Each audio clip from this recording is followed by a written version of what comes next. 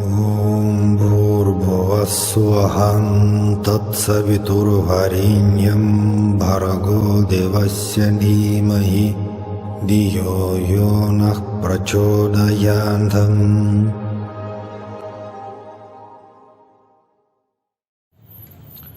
Saram everyone. So continue our memories, discussions, satsang on our beloved Swami Sri Sathya Sai Baba. And today I wish to discuss a very unusual question for some of devotees.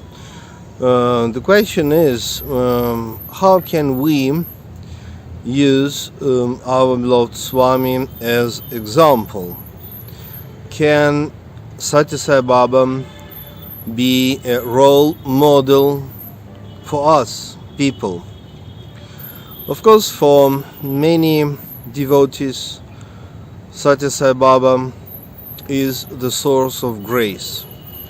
He is the highest object for the worship, for the devotion. But at the same time, can we think about him as example? It's not so easy question, because how divine incarnation, avatar of our age can be example for us, just human beings. But let us contemplate, just think about possibility that he can. My life is my message. That's quote, very famous one from our beloved Swami.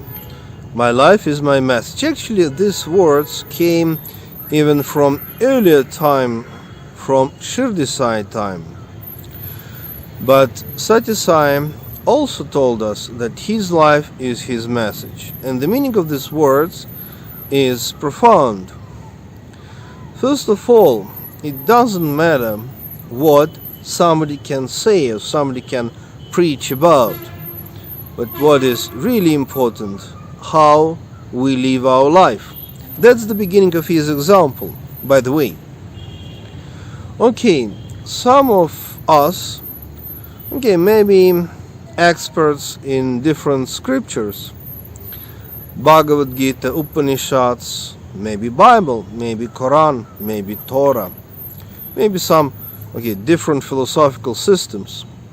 But who cares actually how far we know about religious and, for example, Vedic philosophy?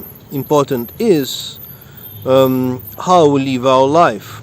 Is it so that all the knowledge and the message, philosophy of the Bhagavad Gita, for example, is the real essence of our life, behavior, thoughts, feelings, our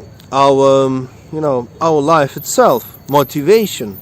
After all, the motivation is very important, because sometimes people can perform pretty nice things, but the motivation can be just not good. Okay, his life is his message, and his words were absolutely in tune according his deeds. And that great lesson, very difficult lesson for most of us, but at least we have to try. If you think in a certain way, what does it mean you think in a certain way? It's a question of motivation. Is it based on ego? In Sanskrit we call it ahamkara. Or is it based on love and compassion? That's the beginning, our thoughts, our motivation. Sometimes people can establish different charitable projects, but motivation is, sometimes just political, just advertising. But the real charity is based on love and compassion, pure service to the people. Its ability to see God in each and every human being to whom you supposed to help Okay, if you are doing some charitable projects, I mean. Well, for many years I'm practicing Kriya Yoga meditation, Bija Mantra meditation, and I teach people these kinds of meditation, ancient meditation techniques. And in the Kriya Yoga tradition, we have deep knowledge about chakras. We have 7 chakras, and 7 chakras actually 7 aspects of human life: good health, good family, ability to work with the money, ability to fulfill your life purpose, and of course meditation, prayer, service, and then devotion to God. So different chakras, they connected with the different aspects of our life. Of course, I'm not going to speak about chakras in all details, but Sathya Sai is a perfect example for this as well. I mean to say, our Swami, he is God, he is divine incarnation, but at the same time he is perfect human being. Okay, and he is example. And maybe for some people it's a strange question: how can we speak about Sathya Sai, for example, and money? But because in 90s actually I was fortunate to translate during so many interviews.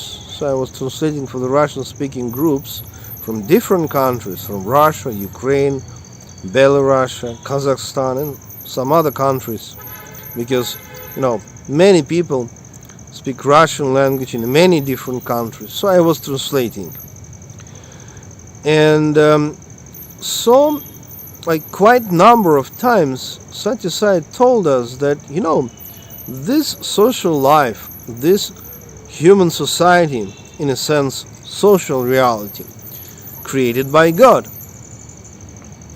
And this social reality, this human society, is not bad, it's not sinful, it's divine creation. And the purpose of this creation, I mean not only this universe, cosmos, or this planet, but even human society is created by God. That's Swami's message. And I remember back in the 90s when I was 22, 25, 30 years old, it was very difficult for me to grasp it, because for me spirituality was meditation, mantra japa, to study scriptures. That's spirituality. What? Wait a moment. How can we speak about the social life as part of divine creation or as a divine plan? For me it was very difficult to understand. But he explained us that this human society is like stage for our development, for our divine evolution. So it means that even this society is not hell. It's a place, area, space, stage for our divine evolution. Wow, profound. And a part of this human society is money. And Sathya Sai was a brilliant example how to attract huge financial power. And he knew how to do, what to do, how to work with this money. Look how many good things he created, established, managed with his financial power, which was huge because of huge donation. And it's very important, he never asked for donation. But people, sometimes very rich people, sometimes not so rich people, they donated money because they knew that Swami knows what to do. Look all that educational institutions, universities in all parts of India, medical institution in his own village Puttaparthi, and then like in Bangalore it's like palace. Go and see his cleaning in Bangalore or put parties like palaces. All that charitable projects regarding drinking water for the villagers in his Andhra Pradesh state and Anantapur district. So many projects. So it means when we take money, it's not good, it's not bad, nothing evil in the money. And it's interesting that in Vedic tradition, culture, the symbol of money, in some sense, is a goddess, beautiful goddess Lakshmi, but in some sense, Kubera, also beautiful god, aspect of Vishnu.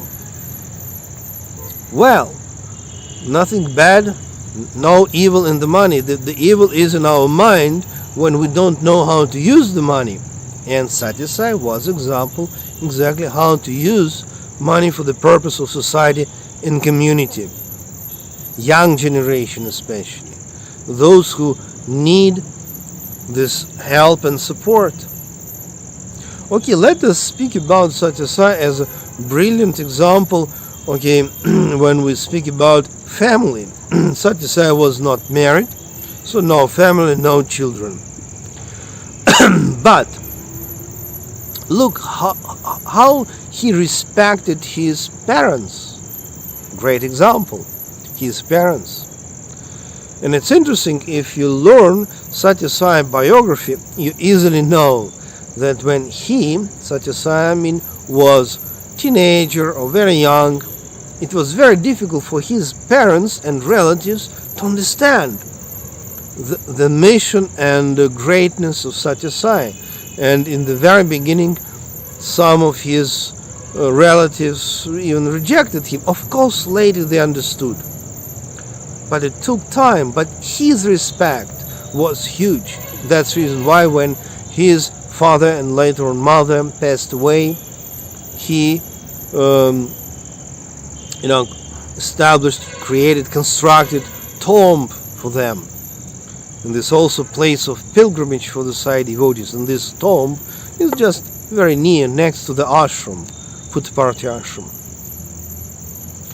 And of course we know that there are so many relatives, Sathya Sai relatives. Yeah? We saw them in the ashram, and we saw how Sathya Sai was taking care. And that's also a great example. Some Sai devotees, they can't understand. How can we, speak about Sathya Sai plus money, Sathya Sai plus his relatives? But it's important because that's example. Because that's how we have to live our life. If we live in this society, we have to know how to work with the money. Okay, if we live in this society and we have our families, relatives, children, parents, grandparents for somebody, grandchildren for somebody, we have to know how to respect, love, take care, support them. So it means, of course, when we speak about highest level of, spirituality, religious meaning of his mission, of course, that's grace. Grace for those, of course, who is able to be open in the heart and the mind to receive this grace. But apart from this top level, grace which brings enlightenment, of course, his example of how to live life as the perfect human being. Of course, when we just imagine different avatars and divine incarnations, of course, Rama avatar, we speak about him, we remember about Rama avatar, the ancient divine incarnation, as the perfect example. What does it mean to be perfect human being? And now we have one more example in the form of Sai Rama, or Sathya Sai Rama, who is also giving us example and chance to see his life and to learn not only philosophy but the way how he lived his life. So Sairam. So let us complete this video for today. As usually, I invite you to download for free and read, study my books. All the links next to the videos or on my website dubyansky.com, and just I distribute that books for free as the ebooks, free domain, with all my memories, stories, interview stories. I'm sure you will benefit if you read that books. Sairam, God bless all of us. See you next time.